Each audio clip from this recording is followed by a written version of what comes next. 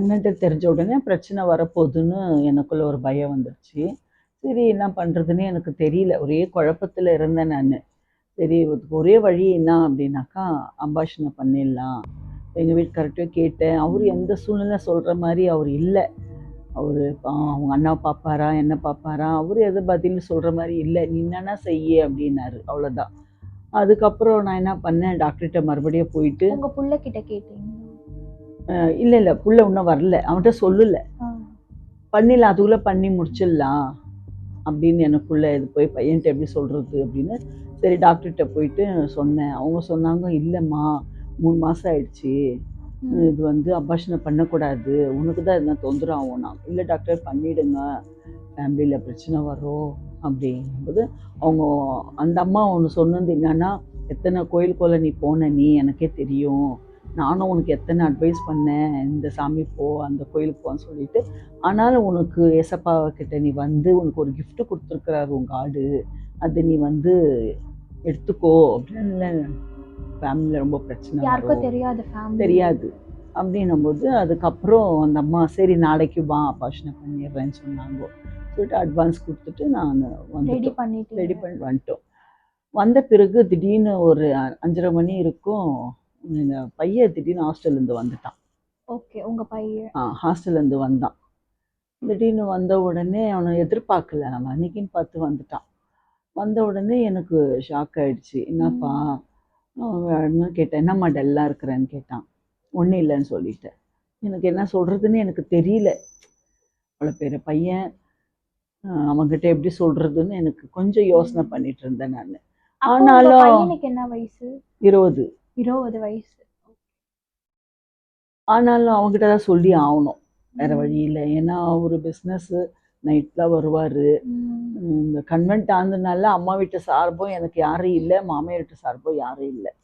அதனால் பையன் வந்தானேன்னு சொல்லிட்டு அவன் கேட்ட தொட்டு நான் சொன்னேன் இந்த மாதிரி. இந்த விஷயம் தெரிஞ்சோடனே உங்கள் அம்மா வீட்டு சைடில் எப்படி ரியாக்ட் பண்ணாங்க? எங்கள் அம்மா வீட்டு சைடில் ஒன்றும் சொல்லலை. நான் 5 மாதத்துக்கு அப்புறம் தான் எல்லாருக்குமே தெரிய வந்தது. அது வரைக்கும் நான் மறைவாக தான் வச்சுட்டு இருந்தேன் நான். அப்புறம் என் பையன் வந்தான், என் பையன்கிட்ட சொன்னேன். அவன் சந்தோஷமாக ஏற்றுக்கினான். அபார்ஷனை பண்ணாதம்மான்னு ஒரே வாதம் பண்ணான். இல்லை எனக்கு ஒரு தங்கச்சி வேணும், கண்டிப்பாக எனக்கு வேணும், நானும் ஆசைப்படுறேம்மா அப்படின்னு அவன் பிடிவாதத்துல தான் நான் சந்தோஷமா ஏத்துக்கினான். அவனுடைய தைரியம், அவன் சொன்ன அந்த ஒரு வார்த்தை தான் என்ன தைரியப்படுத்துச்சு. ஆண்டவர் என் மகன் மூலியமா என்ன அபார்ஷனை பண்ணாதபடி தடை செய்தாரு. அவன் தான் ஒரே நின்னான், வேண்டாம் எனக்கு ஒரு தங்கச்சி பாப்பா வேணும், நீ அபார்ஷனை பண்ணக்கூடாது அப்படின்னு அவன் சொன்ன தொட்டு, சரி நம்ம பையன் கேட்குறானே, அவனுக்கு ஒரு துணை இருக்கணும் இல்லைங்களா, அதனால நானும் சரின்னு விட்டுட்டேன். ஆனாலும் இது எவ்வளோ பிரச்சனை ஆகும்னு எனக்கு தெரியும். அதுக்கப்புறம் அவன் வந்தான், ஹாஸ்டலுக்கு போயிட்டான். அதோட டாக்டர்கிட்ட போல. அப்படியே நாள்கள் போச்சு, மாதம் போச்சு. டாக்டர்கிட்ட ஒரே வாட்டி நான் போய் காட்டிட்டு வந்தேன். அதே அந்த அம்மாக்கிட்டே போய் காட்டிட்டு வந்தேன். அப்போ அந்த அம்மா சொன்னாங்க, குழந்தை ரொம்ப கர்ப்பப்பை உள்ளே இல்லை, வெளியே இருக்குது, கொஞ்சம் 3/4 தான் இருக்குது, வெளியே இருக்குது. ஏன்னா கர்ப்பப்பை உனக்கு ரொம்ப வீக்காக இருக்குது, இது நின்றுந்தே பெரிய ஒரு அற்புதம் அப்படின்னு சொன்னாங்க. சரின்னு சொல்லிட்டு அந்த அற்புதம் வந்து எப்படின்னா, நான் இந்த மாதிரி ஒரு குழந்தை நிற்கோன்னே நான் 20 வருஷம் நினச்சி பார்க்கல. நான் இதுக்காக எத்தனையோ கோயில் போயிருந்தேன், எத்தனையோ பூஜை பண்ணியிருக்கிறேன், எத்தனையோ நான் செய்திருக்கிறேன். நான் ஏன் மண்ணு சோறு சாப்பிட்ருக்குறேன், நடந்தே மேல்மருவத்தூருக்கு ஒரு குழந்தை வேணும்னு இருமுடி கட்டிக்கின்னு மேல்மருவத்தூருக்கு போனேன். செவ்வாடையில தான் போவேன் நான். இப்படியெல்லாம் செய்த எலுமிச்சை பழத்தை சாப்பிட்ருக்கிறேன். அம்மா மடி மேலே வச்சு டெய்லி 108 பழம் செலுத்துவேன். அதில் ஒரு கணக்கு போட்டு ஒரு 9 பழம் அப்படி சாப்பிட சொல்லுவாங்க. அதெல்லாம் இப்போ சும்மா வாயிலோட வைக்க முடியாது. அப்போல்லாம் தோலோடவே சாப்பிடுவேன் நான். தோலோட அப்படியே ஒரு பழம் அப்படியே சாப்பிடுவேன் நான். இங்கே மத்தூர் மகாலட்சுமி ஒரு கோயில் இருக்குது, அங்கே போயிட்டு குழந்தைக்காக பிரார்த்தனை பண்ணின்னு வருவேன். அது எதுவுமே நிற்கல. அப்போ இது எப்படி எனக்கு நின்னது அப்படின்னு இன்னும் கடவுள் எனக்கு ரொம்ப அதிகமாக நேசிக்க இது ஒரு வாய்ப்பு கொடுத்துட்டாரு. கேளாதது ஆண்டவர் கொடுத்துட்டார் பத்தியா. நம்ம அப்போ கேட்டிருந்து அவர் அப்போ கேட்டிருந்து நான் கேட்டிருந்து அவர் அப்பவே அறிஞ்சு எனக்கு என்ன வேணுமோ இப்போ கொடுத்தாரு பார்த்தீங்களா, ஒரு கிஃப்ட் மாதிரியே. அதனால சரி நான் ஏற்றுக்கினேன். டாக்டர்கிட்ட போகல, அப்படியே விட்டுட்டேன். 3 மாசம் ஆச்சு, 4 ஆச்சு, 5 ஆச்சு. 5 ஆன உடனே கீழே இருக்கிறவங்களுக்கு தெரிய வந்தது. வயிறு பெருசா? ஆமா. இது பொம்பளை குழந்தைனாலயா என்னன்னு தெரியல, 5 மாசத்துலயே நல்லா 8 மாசம் மாதிரி இருந்தேன் நான். அவ்வளோ ஒரு வயிறு பெருசா இருந்தது. அதுக்கப்புறம் கீழே இறங்கி வரும்போது எல்லாரும் முதல் எங்க சின்ன மருமக கேட்டா, என்ன ஆண்டி ஒரு வித்தியாசம் தெரியுது உங்ககிட்ட, எனக்கு ரொம்ப டவுட்டா இருக்குதுன்னும் போது தான் நான் சொல்லிட்டேன். அப்பதான் சொல்லிட்டேன், ஆமா நான் மாசமா இருக்கிறேன். அப்ப இது உங்க குடும்பத்துல ரொம்ப பெரிய அதிர்ச்சியா இருந்திருக்குமேமா, நிறைய குழப்பங்கள் வந்திருக்கும். ஆமா, எதிர்பார்த்தது தான். நான் ஒரு திடன் ஆயிட்டேன் நான், வர்ற பிரச்சனை. ஏன்னா கன்வென்ட் ஆனதே பெரிய பிரச்சனை, ஒன்றும் முடியல, யாருடைய பேச்சுவார்த்தை இல்லை. அம்மா அந்த பிரச்சனை வேற. அது போய்க்கு இது சொன்னாக்கா உன்ன பிரச்சனை வரும், ஆனாலும் கர்த்தர் விடுவிப்பாரு, அவரு கொடுத்துருக்கிறாருனாக்கா ஒரு பெரிய இதுல இருந்து என்ன தாண்ட கிருபை செய்வாருன்னு நான் அப்பயோ உங்க குடும்பத்துல உங்க வீட்டுக்காரர்கிட்ட போயிட்டு கேட்டாங்களே ஏதாவது? இல்ல, இப்பதான் இதுக்கு மேலதான் வர்றாங்க. சின்ன மருமக போயிட்டு உடனே சொல்லிட்டா. சொன்ன உடனே எங்க வீட்டுக்காரர் கூப்பிட்டு என்ன விஷயம் என்ன ஆனது தான் இந்த மாதிரி சொன்னாங்க. அப்பயே அவங்க சொன்னாங்க, இப்பயே நான் சொல்லிடுறேன் பாரு, இந்த குழந்தைக்கும் நம்ம குடும்பத்துக்கும் சம்மந்தம் இல்லை அப்படின்னும் போது. ஆனா இவர் கேட்டாரா, எதனால அப்படி சொல்றீங்க? யாருமா? எங்க வீட்டுக்காரரு கேட்டாராம், இந்த மாதிரி எதனால இப்படி சொல்றீங்கன்னாக்கா, இல்ல இந்த மாதிரி மதம் மாறி பிறந்த குழந்தை, நமக்கும் அதுக்கும் சம்பந்தமே வேண்டாம், ஒன்னும் குழந்தை எடுத்துக்குன்னு அவளை அனுப்பிச்சிடு இல்லையா, இப்பயே போக சொல்லிடு, அவ போயிட்டோம், ஊர் தெரிஞ்சாக்கா பெரிய அவமானம் ஆயிடும் அப்படின்னு சொன்னார்.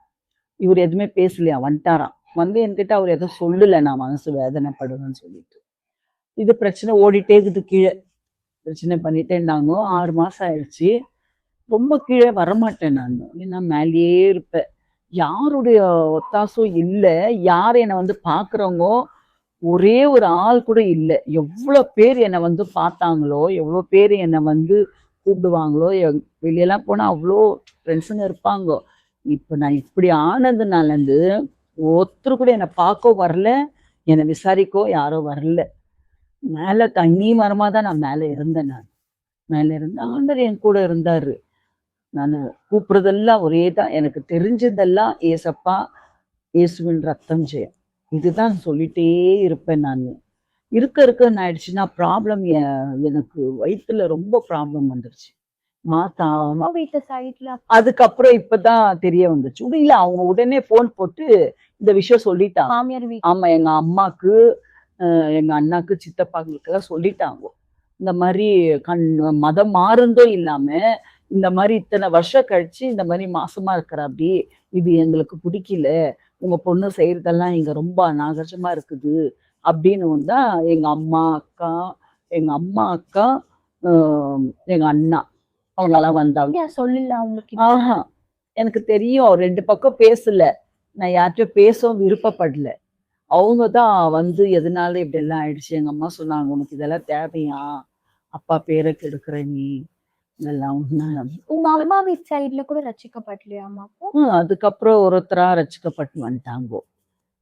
அதான் முதல்ல எங்க 2வது அண்ணா, அதுக்கப்புறம் எங்க 2வது அக்கா, வாணியம்பாடியில 3வது அக்கா, இப்படி ஒருத்தரா ரசிக்கப்பட்டு வர்றாங்க. 4வது நானு. இது அப்படியே பிரச்சனையா ஆச்சு, மாசமும் ஆயிடுச்சு, 7 மாசம் ஆயிடுச்சு. டாக்டர்கிட்டயும் நானே தான் தனிமா போவேன் நான். அதுக்கப்புறம் 7 மாசம் ஆன பிறகுதான் வயிற்றுல வந்து ஸ்கேன் எடுத்து பார்க்குறாங்க, குழந்தை ரொம்ப மூமெண்ட் வந்து அதிகமா இருக்குது. எப்பயோ ஒரு வாட்டி தான் குழந்தை துள்ளுமா, ஆனா எனக்கு வந்து ரொம்ப 100க்கு 100 அப்படியே மூமெண்ட் ஜாஸ்தியா போயிட்டே இருக்குது. யூட்ரஸ் வெளியே வேற. அதனால எனக்கு ரொம்ப தொந்தரவா இருந்தது. இன்னொன்னு, நான் வாணியம்பாடி அக்கா கிட்ட போயிடுவேன், அவங்க என்ன வந்து கொஞ்சம் பார்த்து. ஆமா, அவங்க பொண்ணும் மாசமா இருக்கிறா. சேம், எல்லாம் ஒரு வாரம் தான். நானு, எங்க அக்கா பொண்ணு, எங்க அக்கா மருமகம் 3 பேரும் எல்லாம் ஒரு வாரம் தான். அம்மா பொண்ணு, அப்படின்னா பொண்ணு மாமியார் 3 பேரும் ஒன்னா இருக்கிறோம். இதனால எங்க அக்கா என்ன பார்க்குமா, பொண்ணை பார்க்குமா, அவங்களால என்னையும் விட முடியல, பொண்ணை விட முடியல. ஆனா நான் அங்கதான் போயிடுவேன், ஏன்னா எனக்கு இங்க இருக்க முடியல, நான் செய்யணும். ஆமா, எனக்கு ரொம்ப சப்போர்ட் அவங்க இருந்தாங்க, அதெல்லாம் நான் மறக்கவும் முடியாது. ஜீவன் இருக்கிற வரைக்கும் கர்த்தர் அவங்கள எனக்கு ஒரு ஆபத்துல எனக்கு துணையா வச்சாங்கோ, அதெல்லாம் நான் மறக்கவும் முடியாது. முக்கியமா ஒரு விஷயத்த நான் சொல்ல மறந்துட்டேன். ஒரு 4 மாசம் 5 மாசம் இருக்கும்போது எங்க அக்கா வாணியம்பாடிக்கு என்னை இட்டுன்னு போனாங்கோ, தனிமையா இருக்கிறேன்னு சொல்லிட்டு. அங்க போயிட்டு அங்க ரெஸ்ட் எடுத்துட்டு இருந்தேன். அப்போ அங்க போயிட்டு என்ன ஆயிடுச்சுன்னா, எனக்கு கொஞ்சம் ப்ளீடிங் வர ஆரம்பிச்சிடுச்சு. அப்போ உடனே அவங்க வந்து ஆம்பூர் ஹாஸ்பிட்டலுக்கு இட்டுன்னு போனாங்க கார்ல. இட்டுன்னு போயிட்டு எனக்கு ட்ரீட்மெண்ட் பண்ணணும்னு இட்டுன்னு போனாங்கோ. அங்க ஹாஸ்பிட்டல்ல டோக்கன் வாங்கிட்டு அங்க போனோம். போயிட்டு பார்த்துட்டு டாக்டர் சொன்னாங்கோ, "சரி, நான் பார்க்குறேன்னாங்கோ." உடனே டாக்டர் ஒரு ஃபோன் வந்ததுனால அவங்க ஒரு 10 நிமிஷம் அந்த ஆப்ரேஷன் தியேட்டர்ல என்ன படுக்க வச்சுட்டு, "நான் வந்துடுறேன், அதுக்குள்ளேயும் நர்ஸை பார்த்துக்கோன்னு" சொல்லிட்டு போனாங்கோ. நான் விஷயம்லாம் டாக்டர்கிட்ட தான் சொன்னேன். நர்ஸ் என்ன பண்ணிடுச்சு, அவங்க என்ன நினச்சிக்கினாங்கன்னு தெரியல, அவங்க அபார்ஷனை நினச்சிக்கினாங்க போல இருக்கு. எப்படியோ ஒண்ணு பிசாசுடைய எய்ம் என்னன்னா, குழந்தை எப்படிதான் ஒண்ணு பண்ணிடணும் அப்படின்னு பாக்குது. ஆனாலும் நர்ஸ் என்ன பண்ணிட்டாங்கோ, சரி படுமான்னு சொல்லிட்டு, நான் அபார்ஷனுக்கு தான் வந்தேன்னு நினச்சிக்கின்னு, உண்மையா அவங்க எனக்கு அபார்ஷனை பண்றதுக்கு தான் அவங்க ட்ரை பண்ணாங்கோ. ஸோ அந்த அம்மா வந்து நான் கேட்குறேன், "என்னம்மா பண்ற?" அப்படி அவங்க பண்றது எனக்கு தெரிஞ்சு போயாச்சு. நான் சொல்றேன், சிஸ்டர் எனக்கு அபார்ஷன் எல்லாம் இல்ல. நான் டாக்டர்கிட்ட பார்க்க தான் வந்தேன் நீங்க நானு. ப்ளீடிங் ஆகுதுன்னு ப்ளீடிங் செக்அப்க்கு ஆகுது, போனீங்க. செக் பண்ண தான் நான் வந்தேன் அப்படின்னு நான் சொன்னேன். சொன்னோன்னே அவங்க இது பண்ணிட்டாங்க. அப்புறம் டாக்டர் வந்துட்டாரு. டாக்டர் அம்மா வந்துட்டாங்க. வந்துட்டு இந்த மாதிரி விஷயம் சொன்னேன். அப்புறம் அவங்க நர்ஸை திட்டினாங்க. எங்க அக்காவோ எங்க அக்காகிட்ட சொன்னேன். எங்க அக்காவோ டாக்டர்கிட்ட சொல்லிச்சு, இப்படி இப்படி இப்படி பண்ணிட்டா எப்படி? நான் ஒரு ப்ளீடிங்காக தானே நாங்கள் வந்தோம் அப்படின்னு அக்கா கொஞ்சம் பேசினாங்க. அவங்க சொன்னாங்க சாரிங்க அப்படின்ட்டு. அதுக்கப்புறம் எல்லாம் பண்ணிட்டு, உடனே அவங்க இன்ஜெக்ஷன் போட்டாங்க. மருந்தெல்லாம் குடுத்துட்டு, "ஒண்ணும் ஆகாது. நீங்க வீட்டுக்கு போங்க. அப்படியே எதுனா ப்ளீடிங் நெறைய ஆயிட்டுன்னா, நீங்க மறுபடியும் வாங்க. ஆகாது." அப்படின்னு சொன்னாங்க. திருப்ப நாங்க ஊருக்கு போயிட்டு அவ்வளோதான். சும்மா லேசா பட்டுட்டு இருந்துச்சு. அதோட படல. அப்புறம் அப்ப நார்மலா நார்மலா அப்படியே இருந்தது. அப்புறம் உங்களுக்கு ஃபைனலா எப்பம்மா குழந்தை பொறந்துச்சு? என்ன குழந்தை பொறந்துச்சும்மா உங்களுக்கு? மே 4, 2005 குழந்தை பொறந்தது. பெண் குழந்தை பொறந்தா.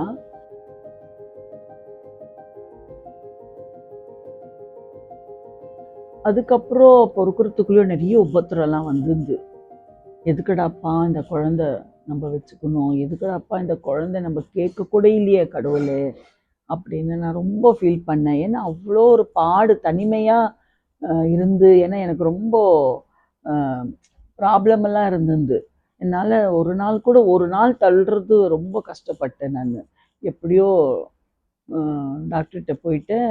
திடீர்னு என்ன சொல்ட்டாங்கோ, "இது ரொம்ப கஷ்டமா இருக்கும் போல இருக்கு டெலிவரி. ஆப்ரேஷன் பண்ணி தான் எடுக்கணும்." அப்படின்ட்டாங்க. ஆனா நான் பயந்துக்கின்னு சென்னைக்கு போயிட்டேன். சென்னைக்கு போயிட்டு டாக்டர்ட்ட காட்டிட்டு, அவங்க சொன்னாங்க, "இந்த டேட்டுக்கு வந்து நீ அட்மிட் ஆயிடுமா" அப்படின்னு. அதுக்கு முன்னாடியே நான் போய் அட்மிட் ஆயிட்டேன். நானே டாக்டர்ட்ட போயிட்டேன். நானே போயிட்டு ஏன்னா இவர் அவங்க அண்ணா விட்டுட்டு வரமாட்டாரு. என்ன கொண்டாந்து ஹாஸ்பிட்டல்ல சேர்த்துட்டு இவர் வந்துட்டாரு. வந்துட்டு அதுக்கப்புறம் ஹாஸ்பிட்டல்ல டெலிவரி ஆயிடுச்சு. பெண் குழந்தை பொறந்தா எனக்கு. பெண் குழந்தை பொறந்தா. ஆனாலும் எனக்கு எந்த இன்ட்ரெஸ்ட்டும் இல்ல. ரொம்ப சந்தோஷப்படுவேன். ஒரு பெண் குழந்தை வேணும்னு சொல்லிட்டு. ஆனா இப்போ நான் உண்மையா சொல்றேன் பாருங்க, ஒரு சந்தோஷப்படல நானு. ஏன்னா நெறைய மேல மேல பாடு, மேல மேல பிரச்சனைங்க. நெறைய போராட்டம் ஆயிடுச்சு. அக்கா பொண்ணுக்கு டெலிவரி. அதனால அவங்க எனக்கு வர முடியாம சூழ்நிலை ஆயிடுச்சு. அதனால நானே அங்க இருக்கவே, சென்னையில ஒரு அக்கா இருந்தா. அவ வந்து ஒரு நாள் ஹாஸ்பிட்டல்ல என் கூட இருந்து, டெலிவரி ஆகுற வரைக்கும் என் கூட இருந்தாப்படி. அதுக்கப்புறம் மறுநாளு எங்க பையன் என் கூட இருந்தான். என் கூடவே இருந்தான். வீட்டுக்காரரும் இருந்தாரு. அவரு பிஸ்னஸ் தொட்டு போயிட்டு போயிட்டு வருவாரு. அதுக்கப்புறம் ஹாஸ்பிட்டல்ல இருந்து ஆப்ரேஷன் பண்ணி எடுத்தாங்க. பெண் குழந்தை பொறந்தா. அதுக்கப்புறம் டிஸ்சார்ஜ் ஆயிட்டு வந்தேன். வந்த பிறகு யாரும் குழந்தைய பார்க்கறதுக்கு அவங்க யாருமே விருப்பப்படல. குழந்தைய பார்க்க விருப்பப்படல. உங்க மாமியார் போயிட்டு ஆமா. மாமியார் வீட்ல யாருமே விருப்பப்படல. அதுக்கப்புறம் பெங்களூர்லேருந்து சில பேர் வந்தாங்க. எங்க மூத்தாருக்கு பயந்துக்குன்னு அவங்க வராம போயிட்டாங்கோ. எங்க அம்மா வரவே இல்ல. மூத்தாருக்கு பயந்துக்குன்னு. அவங்க எதனா பிரச்சனை பண்ணுவாங்கோ அப்படின்னு சொல்லிட்டு யாருமே ரொம்ப பேர் ரொம்ப வரல. டெலிவரி காசு கூட எங்க மூத்தார் குடுக்கலன்னு சொல்லிட்டாரு. ஆனா இது எனக்கு தெரியாது. எங்க வீட்டுக்காரரு அவர்கிட்ட கேட்டு கேட்டு குடுக்க காணோம். அவர் கீழே ரிசப்ஷனில் உட்காந்து இருக்கிறாரு, டிஸ்சார்ஜ் ஆக முடியல. இது ஒன்றுமே அப்போ என் பையன் வந்து சொன்னான். அப்படி உடனே எனக்கு என்ன பண்ணுறதுன்னு எனக்கு தெரியல. அப்போது நான் பெங்களூருக்கு என் தம்பிக்கு ஒரு ஃபோன் அடித்தேன். அவன் அடித்த உடனே அவன் எனக்கு ஹெல்ப் பண்ணான். அப்படி அவனால் முடிஞ்சது எவ்வளோ கட்டினமோ அவ்வளோ தம்பி எனக்கு கூட அனுப்பிச்சா. பிறந்த ஆமாம், என் கடைசி தம்பி அவன் அனுப்பிச்சா. அப்படி அது கட்டிட்டு நாங்கள் வந்துட்டோம். வந்துட்டு மேலே இருந்தேன். ஆனாலும் யாருமே எதுவும் இல்லை. மாமியார் வீட்டில் நிறைய பிரச்சனை வந்தது, நிறைய போராட்டம் வந்தது. அது கர்த்தர் எல்லாவற்றையும் என் கூட இருந்து எல்லாமே ஆண்டவர் மாற்றினார், என்னை பலப்படுத்தினார். எதுக்கு தான் நம்ம இந்த மாதிரி நம்மளுக்கு ஒரு குழந்தை பிறந்ததுன்ற ஒரு ஃபீலோடு தான் நான் இருந்தேன். நான் ஏன்னா பிரச்சனை என்னால் சால்வ் பண்ண முடியல. நிறைய போராட்டம், பெங்களூர் பக்கம் இருக்கட்டும், இவங்க இருக்கட்டும், யாருமே எனக்கு ஆறுதலாக நிற்கல. எல்லாருமே என்னை பேச ஆரம்பித்தாங்கோ, பிரச்சனை பாட்டு ஓடின்னு இருக்குது. ஆனாலும் நான் கம்முன்னு இருந்தேன். அவங்க சொன்னாங்க, இந்த மாதிரி நீ வெளியே போயிடு அப்படின்னு சொன்னாங்க. நான் சொன்ன ஒரு 3 மாதம் டைம் கொடுங்கனாக்கா, இல்லை இல்லை 1 மாதத்துல நீங்கள் வெளியே போயிடலாம் அப்படி சொல்லிகிட்டே இருக்கும்போது குழந்தை யானையில் போட்டுட்டு இருந்த பாத்ரூம் கத்தால் எழுந்துச்சி பாத்ரூம் போகும்போது திடீர்னு கீழே விழுந்துட்டேன். அந்த படிக்கட்டு 2 படிக்கட்டு விழுந்து அந்த மார்பல் முனையில் நான் மோஷன் போகிற இடம் அதில் குத்திக்கின்னு அப்படி குழந்தை பிறந்து வீட்டுக்கு வந்துட்டேன். வந்துட்டு அதுக்கப்புறம் இவங்க வீட்டை விட்டு போன்னு சொல்லிட்டாங்க எங்கள் மாமியார் வீட்டில். இதுமே உன்னை நாங்கள் வச்சுக்க மாட்டோம், நீங்கள் போயிடலாம் வெளியோன்ட்டாங்க. நான் தான் கொஞ்சம் டைம் கேட்டு இருந்தோம், எங்கே போகிறது, நம்ம வாடகை வீட்டுக்கெல்லாம் போந்து பழக்கம் இல்லையேன்னு சொல்லிட்டு. அன்றைக்கி மார்னிங் எழுந்துச்சி நான் பாத்ரூம் போகலான்னு போகும்போது கீழே விழுந்து மோஷன் போகிற இடத்துல எலும்பு ஒடிஞ்சிச்சான்னு தெரியல, கீழே விழுந்தேன் பாருங்க, அவ்வளோதான். துடிக்கிற, என்னால் எழுந்துக்க முடியல. இவர் ஆஃபீஸ் போயிட்டாரு, 5 மணி 5:30 மணி 6 மணிக்கெல்லாம் போயிடுவார். குழந்தை எங்கே ஹாலுக்கு அதுக்கப்புறம் ஒரு ரூம் இருக்குது, அங்கே இருக்கிறா குழந்தை யானையில். அவ கத்துறா, என்னால் எழுந்துக்க முடியல. எல்லாரையும் கூப்பிடுற, கீழே வந்து கீழே நல்லா கேட்கும். 2 வீடு கீழே இருக்காங்கோ, மேலே ஒரு ஓரகத்தி, கீழே ஒரு பெரிய ஓரகத்தி, மாமியார் எல்லாரும் இருக்காங்கோ. கத்துறேன், கொஞ்சம் ஹெல்ப் பண்ணுங்க, என்னால் எழுந்துக்க முடியல, குழந்தை அழுவுது. அவங்க சொல்கிறாங்க, அப்படியே அந்த பால்கனின்னு சொல்லுவாங்க, வரண்டா, அது பிடிச்சிக்கின்னு நான் கீழே பார்க்குறேன், கத்துறேன், எனக்கு ஹெல்ப் பண்ணுங்க, என்னால் ஏஞ்சிக்க முடியல அப்படின்னும் போது அவங்க இல்லை அவங்க தீர்த்து சொல்கிறாங்க. எங்கள் மாமியார் ஓரகத்திங்களாம் கீழே இருந்து மேலே சொல்கிறாங்க, என்னன்னு சொல்லிட்டு, நாங்கள் வரமாட்டோம், வந்தோம்னாக்கா அண்ணா சொல்லிட்டே போனார், மேலே யாருமே போகக்கூடாது, போனாக்கா நான் இருக்க மாட்டேன், ட்ரெயினில் தலை விட்டுடுவேன். நான் கத்துறேன் மறுபடியும், ஐயோ என்னால் முடியல, குழந்தை கத்துறா யானையில், என்னால் முடியல, தயவுசெய்து உங்களை கையெடுத்து கும்பிட்றேன் அப்படியும். அப்போ தான் நான் நினச்சேன், அவங்களுக்கு நான் எவ்வளோ ஹெல்ப் பண்ணியிருக்கிறேன். ஒவ்வொரு பசங்களை நான் தான் வளர்த்தேன். ஒவ்வொரு அந்த குடும்பத்தில் எவ்வளோ நடந்த காரியங்களுக்கு எல்லாம் நானும் எவ்வளோ உதவி செய்திருக்கிறேன். எல்லாருக்கும் நான் ஹெல்ப் பண்ணுவேன். ஒரு ஹெல்ப் பண்ணாமல் போயிட்டாங்க பத்தியா, இதுதான் உறவா அப்படின்னு சொல்லிட்டு. இதுதான் ஒரு கன்வென்ட்டான ஏசப்பாவை ஏற்றுக்கின ஒரே பாவத்துக்காக எவ்வளோ பெரிய தண்டனை எனக்கு ஜனங்க கொடுத்துட்டாங்க பத்தியா. கடைசி வரைக்கும் அவங்க வரவே இல்லை. அப்புறம் உடனே அவங்க சொன்னாங்க, நாங்கள் சித்தப்பாக்கு ஃபோன் பண்ணி சொல்லிடுறோம், அவரை நாங்கள் அமுச்சு வச்சிடுறோம். நாங்கள் உடனே இவர் வந்தார். இவர் வந்துட்டு குழந்தைய தூக்கிட்டு என்னை மொல்லமாக அங்கேருந்து இழுத்துன்னு வந்து போட்டாக்கா என்னால் ஏஞ்சிக்கவே முடியல. என்னாச்சுன்னே தெரியல. 3 மாடி எப்படி இறங்குவேன் நான், ஒன்றுமே பண்ண முடியல. அங்கே எங்கேயோ ஒரு டாக்டர்கிட்ட எடுத்துன்னு போய் காட்டினாங்கோ, புத்தூர் டாக்டர்கிட்ட. அவங்க சொன்னாங்க, என்ன எலும்பு ஒடிஞ்சிருக்கிற மாதிரி இருக்குதுன்னாங்க, இது ஒன்றும் பண்ண முடியாதுன்ட்டாங்க. உடனே திருப்பி எங்கள் அக்காவுக்கு ஃபோனை போட்டு, வேறு வழி இல்லை, அவங்களுக்கு ஃபோனை போட்டு அவங்க வந்து என்னை இட்டுன்னு போனாங்க. நீங்க 3வது மாடியிலேருந்து இறங்கி வர முடிஞ்சிச்சாமா அவங்கனால? வேற வழி இல்லை, இப்போ வந்து நான் ட்ரீட்மெண்ட் பண்ணணும். இன்னொன்று எங்கள் அக்காவுக்கு ஃபோன் பண்ணி சொல்லிட்டோம், அவங்க வந்து இட்டுன்னு போகிறேன்னு சொல்லிட்டாங்க. நான் சொன்னேன், என்னை இட்டுன்னு போயிடுக்கா, நான் இங்கே என்ன பண்ணுவேன்னு. அவங்க வந்தாங்கோ, வந்து என்னை இட்டுன்னு போனாங்கோ. இட்டுன்னு போக முடியல தான், நல்லா 4 பேர் தூக்கின்னு ஒரு படிக்கிட்ட. அப்போ கூட அவங்க எல்லாம் நின்று பார்த்துன்னு இருக்கிறாங்களே கண்டி, என்னை வந்து யாருமே விசாரிக்கல, ஒருத்தரும் விசாரிக்கல. அப்போ ஒரு நிமிஷம் நினச்சேன், என்ன எவ்வளோ கஷ்டப்படுறோமே, நம்ம நல்லா தானே இருந்தோம், ஏதோ ஒரு வியாதினால தானே நம்ம இயேசுக்கிட்ட வந்தோம். ஆனாலும் இவ்வளோ மேலே மேலே இவ்வளோ ஒரு பிரச்சனை வருதே அப்படின்னு. சரி வாணியம்பாடிக்கு அக்கா இட்டுன்னு போயிட்டாங்க. இட்டுன்னு போயிட்டு அங்கே இருந்தேன் நான். ஒரு 3 மாதம் அங்கே இருந்தேன் நான். அக்கா குழந்தைய பார்த்துக்கினாங்க. ஏஞ்சிக்க முடியாது. குழந்தைக்கு பாலும் கொடுக்க முடியாது. அவங்க தான் எல்லாமே ஹெல்ப் பண்ணாங்க. அப்படியே அங்கே 3 மாதம் இருந்துட்டு அங்கேருந்து மறுபடியும் திருத்தணிக்கு வந்தேன் நான். வந்துட்டு சென்னையில் போய் டாக்டர்கிட்ட பார்த்தேன். டாக்டர்கிட்ட பெரிய பெரிய ஹாஸ்பிட்டலெல்லாம் சென்னையில் பார்த்தேன். டாக்டர் என்ன சொன்னாங்க, இது மாவு கட்டோ போட முடியாது, ஆப்ரேஷனும் பண்ண முடியாது, ஏன்னா மோஷனுக்கு உள்ள அந்த எலும்பு ஒடிஞ்சிருக்குது, இது ஒன்றுமே பண்ண முடியாது அப்படின்னு சொல்லிட்டு. உண்மையாக சொல்கிறேன், எதுக்கு தான் நம்ம வாழ்கிறோம், எதுக்கு நம்ம அந்த குழந்தைய கடவுள் ஏன் எனக்கு கொடுத்தாரு, இத்தனை பாடா எனக்கு. டாக்டர் சொன்னாங்க, இல்லைம்மா இது ஆப்ரேஷனும் பண்ண முடியாது, ஒன்றும் பண்ண முடியாது. பெரிய பெரிய டாக்டருங்க படுக்க வச்சுட்டு என்ன, அதான் கேன்சராக இருக்கும், அதனால தான் இந்த டெஸ்ட் எடுக்கிறோம். குழந்தை என்ன பண்ணிட்டுக்கிறா, சும்மா அப்படி தத்திக்காவது நடந்துன்னு இருந்தா பாருங்க. அது உள்ள இப்படி இப்படி குஞ்சு பார்க்குற போய் உள்ள விட்டா பாருங்க, அந்த சந்தில் அப்படியே மாட்டி தொண்டை இருக்கு, அப்படிங்க அப்படியே அறுத்துன்னு வருது, ரத்தமாக வருது, கத்துறோம் எல்லாரும்.